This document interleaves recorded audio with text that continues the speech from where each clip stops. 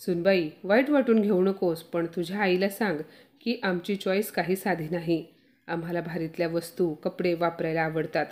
तुझ्या आईने मागच्या वेळेस मला भेट म्हणून दिलेली साडी मला आपल्या कामवालीला द्यावी लागली. कमीत कमी आमचे स्टेटस पाहून तरी साडी पाठवायची ना? किंवा मग नाही पाठवली असती तरी चालले असते. तू पाहतेसच की आम्हाला काही कमी नाही. रेखाताई त्यांच्या सुनेला म्हणजे माधुरीला बोलत होत्या. पण माधुरी मात्र काहीही न बोलता सासूचे बोलणे फक्त ऐकत होती आणि गुपचूप तिचे कपडे बॅगेत भरत होती. कारण तिला उद्या तिच्या बालमैत्रिणीच्या लग्नासाठी माहेरी जायचे होते. तसे तर तिच्या मैत्रिणीने तिच्या नवऱ्याला सुद्धा आमंत्रण दिले होते. पण माधुरीने सुहासला लग्नपत्रिका दाखवली नाही. कारण तिला सुहासने तिच्या माहेरी येऊ नये असे वाटत होते. कारण मागच्या वेळेस जेव्हा सुहास माधुरीसोबत तिच्या माहेरी गेला होता तेव्हा तेथील लोकांचे राहणीमान पाहून त्यांच्याकडे विचित्र नजरेने पाहत होता. माधुरीचे माहेरचे घर साधारण होते. तिच्या घरची आर्थिक परिस्थिती बेताची होती. तिचे घर साधारण आणि 2 खोल्यांचे होते. एक स्वयंपाकाची खोली आणि दुसरी बैठकीची खोली होती. त्या खोलीतच सर्वजण झोपायचे, टीव्ही पाहायचे, जेवण करायचे. डायनिंग टेबल नसल्यामुळे तिच्या घरचे जमिनीवर बसून जेवायचे. घरातील मच्छरदाणी, जुन्या पद्धतीचे बाथरूम आणि अंगणातील कॉट ज्यावर शेजारी राहणारे माधुरीच्या वडिलांचे मित्र गप्पा मारत बसलेले असायचे. हे सर्व त्याला अनकम्फर्टेबल वाटायचे. असाच मागे एकदा सुहास आणि माधुरी माहेरी गेल्यानंतर बैठकीच्या खोलीमध्ये गप्पा मारत बसले होते. तेव्हा शेजारी राहणाऱ्या उमा काकू न विचारता थेट घरात आल्या आणि तिथेच माधुरीजवळ बसून गप्पा मारायला लागल्या. आणि हे त्याला खूप विचित्र वाटले. त्याला असे वाटत होते की असे कोणी न विचारता एखाद्याच्या घरात हक्काने कसे येऊ शकते. तसे तर गावी ही एक साधारण गोष्ट असते. गावाकडचे लोक अत्यंत भोळे असतात. शेजारी राहणारे लोक एकमेकांना आपलेपणाने बोलायचे. गावातील कोणत्याही मुलीचे लग्न झाले तर तिचा नवरा हा त्या गावचा जावई असतो. त्यामुळे गावातील सर्व लोक त्याला स्वतःचा जावई असल्याप्रमाणे मान द्यायचे. त्यांच्या वागण्यात कोणताही बेगडीपणा किंवा देखावा नसतो. पण शहरात ह्याच्या उलट असते. त्यामुळे शहरात वाढलेला सुहास तेव्हा माधुरीला काही बोलला नाही. पण घरी परत आल्यावर त्याने त्याच्या आईला माधुरीच्या माहेरबद्दल सांगितले. तेव्हा त्याची आई म्हणाली, हे अडाणी आणि गरीब लोक असेच असतात, असे बोलून ती हसायला लागली. त्यानंतर रेखाताईंनी हे सगळीकडे पसरवले. आता जेव्हा त्यांना संधी मिळाली की तिची सासू माधुरीच्या माहेरबद्दल चर्चा करून खूप हसायचे. तेव्हापासून माधुरीने ठरवले, जर काही महत्त्वाचे असेल तेव्हाच ती सुहासला तिच्या माहेरी घेऊन जाईल, नाहीतर ती त्याच्यासमोर तिच्या माहेरचे नाव देखील काढणार नाही. तिच्या डोक्यात हे सर्व चालू होते तेवढ्यात सुहास ऑफिसवरून आला आणि म्हणाला, कुठे हरवलीस माधुरी? बॅग पॅक झाली असेल तर चहा बनवून दे. उद्या तू जाणार, त्यामुळे आता उद्यापासून कमलाच्या हातचा चहा प्यावा लागणार आहे. माधुरी म्हणाली, तुम्ही फ्रेश व्हा, मी पटकन तुमच्यासाठी चहा बनवते. असे बोलून तिने पॅक केलेली बॅग बाजूला ठेवली आणि किचनमध्ये जाऊन चहासोबत भजी देखील बनवले आणि सुहासला आणून दिले. भजी पाहून तो हसला आणि तिचा हात पकडून तिला बाजूला बसवत म्हणाला, माधुरी, तुला कसे ग कळले की मला आज चहासोबत भजी देखील खावेसे वाटत होते म्हणून? माधुरी त्याच्याकडे पाहून गालातल्या गालात हसली. तो पुढे म्हणाला, बरं मला सांग, तू माहेरी चालली आहेस तर मग तुला काही हवे आहे का? म्हणजे तुझ्यासाठी एखादा छानसा ड्रेस किंवा दागिने किंवा तुझ्या मैत्रिणीसाठी एखादी कोणती महागडी भेटवस्तू? जर तुझ्या मैत्रिणीने मलाही बोलावले असते तर मी सुद्धा तुझ्यासोबत आलो असतो. तुझ्या आईबाबांना भेटलो असतो. तसे तर मला ऑफिसमध्ये महत्त्वाचे काम आहे, पण जर तू म्हणालीस तर मी उद्याचे माझे काम पोस्टपोन करून ऑफिसमधून सुट्टी घेऊन तुला कारने सोडून परत येईन. तेव्हा माधुरी पटकन म्हणाली, 4च तर तासांचा प्रवास आहे, शिवाय ड्रायव्हर येत आहे माझ्यासोबत, मी मॅनेज करेन. आणि कपड्यांचे बोलत असाल तर माझ्याकडे लग्नातील साड्या आणि दागिने आहेत, तेच वापरेन. पण काही वेळाने ती म्हणाली, तुम्ही म्हणताय तर मग माझ्यासाठी वरातीच्या दिवशी घालण्यासाठी फक्त एक रेशमी साडी घेऊन या. माधुरीने फरमाईश केली. त्यामुळे त्याने जवळच्याच दुकानातून तिच्यासाठी एक सुंदर अशी रेशमी साडी खरेदी केली आणि तिला आणून दिली. दुसऱ्याच दिवशी माधुरी तिच्या माहेरी निघून गेली. तिच्या लग्नाला 8 महिने झाले होते, पण तरीही माधुरीला सासरी एकटेपणा जाणवत होता. याचे कारण बहुतेक त्या दोन्ही कुटुंबात जमीन आसमानाचा फरक होता. आणि तसेच माधुरी कधीही उलटून न बोलणारी मुलगी होती. ती आपल्या नवऱ्याला हे सुद्धा बोलू शकत नव्हती की तिच्या माहेरच्या छोट्या छोट्या गोष्टींचा सर्वांसमोर चेष्टामस्करी करण्याचा विषय बनवणे तिला अजिबात आवडत नाही.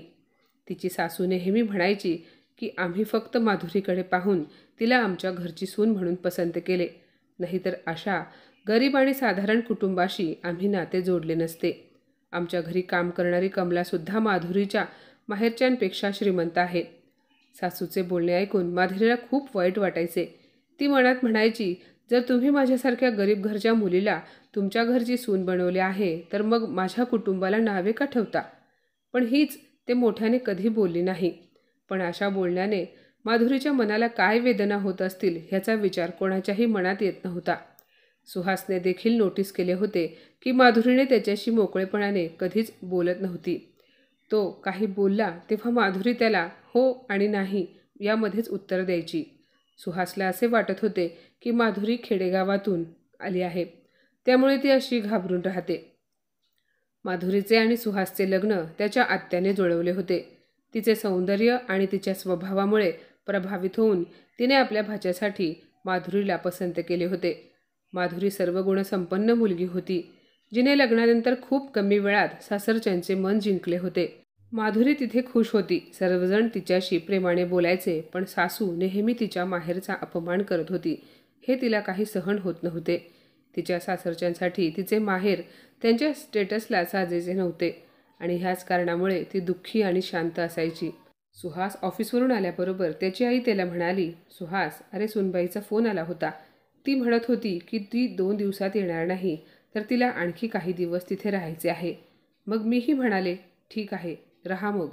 शेवटी माहेर आहे ते तुझे आणि तसेही तुला एवढ्या सुखसुविधांची सवय झाली आहे की तू स्वतःच 2-3 दिवसात परत येशील.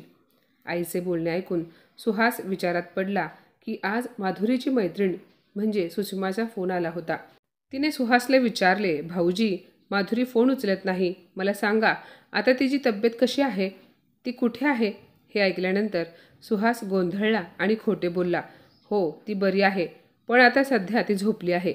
ती पुढे म्हणाली, भाऊजी, तुम्ही माधुरीसोबत लग्नाला का आला नाहीत. सुहास म्हणाला, मी एका महत्त्वाच्या कामामध्ये बिझी होतो, त्यामुळे येऊ शकलो नाही. बरं ठीक आहे, पण माधुरी उठल्यानंतर मला फोन करायला सांगा. असे बोलून तिने फोन ठेवून दिला. सुहासला प्रश्न पडला की माधुरी आजारी आहे तरीच तिने मला फोन का केला नाही. सुषमाने लग्नपत्रिकेवर तिच्या सहपरिवारास आमंत्रण दिले होते. माधुरीला तिने रिक्वेस्ट केली होती की कोणी येवो न येवो, पण तू तुझ्या नवऱ्यासोबत लग्नाला नक्की ये. पण माधुरीने त्याच्यापासून सर्व काही लपवले आणि ती खोटे बोलली की तिच्या मैत्रिणीने फक्त तिला आमंत्रित केले आहे, त्याला नाही. आणि आज अचानक तिने सांगितले की ती आणखी काही दिवस माहेरी थांबणार आहे. पण खरे तर माधुरीला ठाऊक होते की उद्या त्यांनी हिल स्टेशनला जाण्यासाठी प्रोग्राम बनवला होता. ती आजारी आहे आणि येऊ शकणार नाही हे ती मला फोन करून सुद्धा सांगू शकत होती. असे शेकडो प्रश्न मनात ठेवून सुहास कसे तरी जेवण करून झोपायला गेला. खोलीत गेल्यानंतर त्याने माधुरीला फोन लावला, पण तेव्हा तिचा फोन स्विच ऑफ येत होता. माधुरीच्या खोटे बोलण्याचा आणि त्याच्यापासून गोष्टी लपवण्याचा सुहासला त्रास होत होता, त्यामुळे तो खूप बेचैन झाला होता. 1 आठवडा झाला, पण माधुरीने ना सुहासला फोन केला ना ती सासरी आली. त्यामुळे सुहास आणि त्याच्या घरचे परेशान झाले. माधुरीच्या घरचा लँडलाईन फोन आणि तिच्या बाबांचा मोबाईलसुद्धा बंद येत होता. त्यामुळे सुहासची आई म्हणाली, मी माधुरीच्या माहेरी जाऊन तिला घेऊन येऊ का. तेव्हा सुहास म्हणाला, आई तू जाऊ नकोस, मीच जातो. त्याने दुसऱ्याच दिवशी सुट्टीसाठी अप्लाय केला आणि स्वतः तिच्याकडे जाण्याच्या तयारीला लागला. सुहास माधुरीच्या माहेरी पोहोचला तेव्हा त्याने पाहिले तर ती झोपली होती. तिच्या आईने सांगितले की माधुरी पाय घसरून पडली, त्यामुळे तिच्या पायाला दुखापत झाली आहे. दोघांच्या बोलण्याच्या आवाजाने माधुरी झोपेतून उठली. ती सुहासला म्हणाली, तुम्ही कधी आलात. तेव्हा तो म्हणाला, माधुरी मला आधी सांग, तू पडलीस हे मला का सांगितले नाहीस. माधुरीने काहीही न बोलता खाली मान घातली. सुहास माधुरीवर खूप नाराज झाला होता. काही वेळाने जावई आले म्हणून तिच्या आईने पुरणपोळीचा स्वयंपाक केला. माधुरी जेवली, पण तिच्या आईवडिलांनी आग्रह करूनही सुहासने जेवण केले नाही. याचा माधुरीला खूप राग आला. ती त्याला काहीच बोलली नाही. त्यानंतर दोघेही घरी जायला निघाले. घरी जाण्यापूर्वी तो तिला हॉस्पिटलमध्ये घेऊन गेला. माधुरी हॉस्पिटलमधून घरी आली तेव्हा तिच्या सासूने तिच्याकडे पाहिले आणि काहीही न बोलता खोलीत निघून गेली. घरातले सर्वजण तिच्यावर नाराज होते. काही वेळाने सर्वजण जेवायला बसले तेव्हा तिची सासू म्हणाली, काय ग, तुझ्या आईवडिलांना तू आजारी आहेस हे आम्हाला फोन करून सांगावसे वाटले नाही का? आम्हाला काही किंमत आहे की नाही? माधुरी म्हणाली, मीच आईला सांगू नको म्हणाले होते. सासू म्हणाली, का सांगू नको म्हणालीस? त्या दिवशी तू आणखी काही दिवस राहणार आहेस हे सांगायला फोन केला होता तेव्हा सांगायचे तू पडली आहेस म्हणून. हे बघ माधुरी, तू अजूनही आम्हाला परके मानतेस. कधीच माझ्याशी मोकळेपणाने बोलत नाहीस. मला समजत नाही की अशी आमच्याकडून काय चूक झाली की आमची सून लग्नाच्या 8 महिन्यानंतर सुद्धा आम्हाला परके समजते. सुहास म्हणाला, आई, आता आपल्यापैकी कोणीही तिला या विषयावर बोलणार नाही. तिला आधी ठीक होऊ देत. सुहासने तो विषय न वाढवता तिथेच थांबवला, पण त्याला सुद्धा जाणून घ्यायचे होते की माधुरी त्याच्याशी खोटे का बोलली. सुहास तिची खूप काळजी घेत होता. 2 दिवसांनी रेखाताईंच्या लग्नाचा वाढदिवस होता आणि त्या निमित्ताने त्यांनी घरी सत्यनारायणाची पूजा ठेवली होती. पूजेला रेखाताई आणि त्यांचे पती बसणार होते. पूजेसाठी नवीन कपडे घालायचे होते, त्यामुळे माधुरीने यावेळेस माहेरहून येताना जी साडी आणली होती ती तिच्या सासूने नेसली. आज पहिल्यांदा तिच्या सासूला माधुरीच्या माहेरची साडी आवडली होती. पूजेच्या वेळेस सुहास माधुरीला व्हीलचेअरवर बसवून घेऊन आला. शेजारी राहणारे लोकांना सुद्धा पूजेसाठी बोलावले होते, त्यामुळे बरेच लोक आले होते. पूजा झाल्यानंतर त्यांच्या शेजारी राहणारी एक बाई म्हणाली, रेखाताई, ह्या साडीमध्ये तुम्ही खूप सुंदर दिसत आहात. यावर रेखाताई म्हणाल्या, आमच्या सुनबाईच्या माहेरच्यांनी माझ्यासाठी ही साडी पाठवून दिली आहे, त्यामुळे विचार केला पूजेसाठी हीच साडी नेसावी. तेव्हा ती बाई म्हणाली, अहो रेखाताई, ही साडी माझ्या दुकानातून घेतली आहे. अशा लेटेस्ट 5 डिझायनर साड्या मी मागवल्या होत्या. त्या दिवशी तुमची सून माहेरी जाणार होती तेव्हा तुमचा मुलगा सुहास साडी घ्यायला आमच्या दुकानात आला होता. हे ऐकून रेखाताईंना खूप राग आला. त्या मनात म्हणाल्या की माहेरची बढाई सांगण्यासाठी माझ्याच मुलाला भारीतली साडी आणायला सांगून आईबापाने घेऊन दिली असे सांगायला हिला लाज कशी वाटली नाही. रेखाताईंना माधुरीच्या खोटे बोलण्याचा राग आला होता. कसे तरी त्यांनी आलेल्या पाहुण्यांना विदा केले आणि मग सर्व घर डोक्यावर घेतले. सुहासने देखील आईने नेसलेली साडी ही त्यानेच माधुरीला घेऊन दिली होती हे ओळखले. त्याच्या आईने सुद्धा त्याला विचारले तेव्हा त्याने सांगितले की आई, हो, ही साडी मी माधुरीसाठी आणली होती. आज पुन्हा एकदा माधुरीचा खोटेपणा सर्वांसमोर आला होता. माधुरी रडत होती आणि रेखाताई आज भयंकर रागाला गेल्या होत्या. त्यांनी केक कटिंगचा प्रोग्रामसुद्धा कॅन्सल केला आणि त्या खोलीमध्ये जाऊन झोपल्या. सुहास म्हणाला, माधुरी, तू रडू नको, पण आज तू मला तुझे खोटे बोलण्याचे कारण सांग. तुझ्या मैत्रिणीने मला दिलेल्या लग्नाच्या आमंत्रणाबद्दल सुद्धा तू खोटे बोललीस. तू पडलीस हेही सांगितले नाहीस. आणि माधुरी, मला सांग, मी तुझ्यासाठी आणलेली साडी तू आईला का दिलीस? सुहास आज खूप गंभीर होऊन प्रश्न विचारत होता. सुहासच्या वडिलांना आणि बहीण भावाला सुद्धा जाणून घ्यायचे होते की माधुरी खोटे का बोलली. तेव्हा माधुरी मोठ्या आवाजात म्हणाली, जर तुम्ही सर्वजण माझ्या माहेराला नावे ठेवणार असाल तर हो, मी खोटे बोलले आणि यापुढेही खोटे बोलत राहणार. खरे तर तुम्ही माझ्या माहेरी येऊ नये म्हणूनच मी माझ्या मैत्रिणीच्या लग्नाचे आमंत्रण लपवले, कारण तिथे गेल्यानंतर तुम्ही आमच्या गरीब परिस्थितीची खिल्ली उडवली असती. तिथे त्यावेळेस तुम्ही काही बोलला नसतात, पण तिकडून आल्यानंतर तिथल्या सर्व गोष्टी हसत आईंना सांगितल्या असत्या. माझे आईवडील तुम्ही माझ्या माहेरी आलात की त्यांच्या जावयाची गैरसोय होऊ नये म्हणून प्रत्येक गोष्टीची व्यवस्था करण्यासाठी धडपड करत असतात, पण तरीही तुम्हाला तेथील प्रत्येक गोष्टीमध्ये वाईट दिसते. तुम्ही प्रत्येक वेळेस हे दाखवता की तुम्ही तिथे किती अनकम्फर्टेबल आहात आणि याच कारणामुळे मी माझा पाय फ्रॅक्चर झाला हे सांगितले नाही आणि माझ्या आईवडिलांनाही सांगू दिले नाही. मला वाटले की 2-4 दिवसांमध्ये आराम वाटल्यानंतर मी सासरी जाईन. जर मी पडले म्हणून तुम्हाला सांगितले असते तर तुम्ही तिथे आला असतात आणि ते मला नको होते. आणि राहिली गोष्ट सासूबाईंना खोटे बोलून साडी देण्याची, तर त्याचे कारणही तेच आहे. माझ्या आईने पाठवलेली कोणतीही साडी सासूबाईंना आवडत नाही. माझ्या घरचे गरीब आहेत, ते त्यांच्या ऐपतीप्रमाणे सर्व काही करतात, पण तुम्ही त्यांचा मान कधीच ठेवला नाही. आई, तुमच्या स्टेटसला शोभतील अशा 10-15 हजाराच्या साड्या ते कधीच घेऊ शकणार नाही आणि म्हणूनच खोटे बोलून मी ह्यांना भारीतली रेशमी साडी आणायला सांगितली, कारण आता मला सासूबाईंची चॉईस माहिती झाली आहे आणि त्यांना साडी पाहताच आवडली. माझा हेतू आईंना दुखावण्याचा नव्हता. असे बोलता बोलता माधुरी रडायला लागली. तिने रडत रडत अनेक गोष्टी त्या सर्वांसमोर व्यक्त केल्या. ती असेही म्हणाली की माझ्या माहेरी गरिबी असली म्हणून काय झाले, ते माझे माहेर आहे, जिथे मी लहानाची मोठी झाली आहे, जिथे तिला तिच्या आईवडिलांनी प्रेमाने सांभाळले. मग त्याच माहेराला कोणी कमी लेखलेले मला कसे सहन होईल. ती पुढे म्हणाली, मला सुद्धा हे ते सासरी ॲडजस्ट करायला त्रास होतो, पण मी ह्या गोष्टी माझ्या आईवडिलांना सांगू शकत नाही. तुम्ही मला जेव्हा पसंत केले होते तेव्हा माझी आई म्हणाली होती की आमची गरीब घरातील मुलगी एवढ्या मोठ्या घरात लग्न करून गेली तर ती सर्वांसोबत कशी ॲडजस्ट करेल. आज माधुरी पहिल्यांदा एवढी बोलली.